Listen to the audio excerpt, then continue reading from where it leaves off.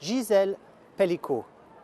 That's a name that the world may never have heard had it not been for the astounding courage of the 72-year-old in France who decided to turn the tables on her ex-husband and the dozens of men he recruited to rape her. As a survivor of sexual violence, Gisèle Pelicot could have stayed anonymous. She could also have insisted that sordid homemade videos of rapes filmed by her husband after he'd knocked her out with tranquilizers not be shown in court. But instead, she decided, for victims of sexual abuse everywhere, that shame had to change sides, falling not on her but instead on the men that her husband invited to their house to rape her in their bedroom.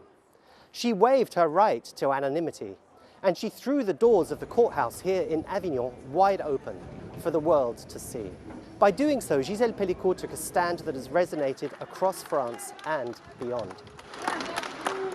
She shone the spotlight on gender-based violence and sexual predators' use of drugs to knock out unwitting victims.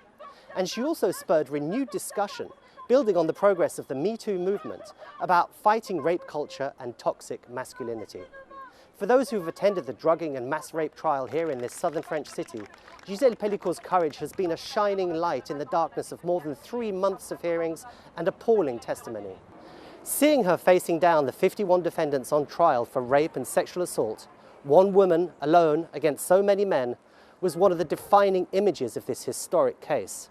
And another came today, when Gisèle Pelicot emerged, vindicated, after the court declared all 51 men guilty.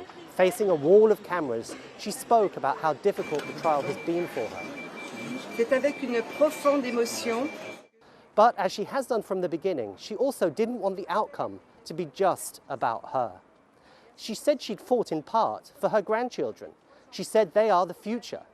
And in her own words, she spoke of all the unknown victims whose stories remain untold. I want you to know that we share the same fight, she said. Gisèle Pelicot, now a name that may never be forgotten.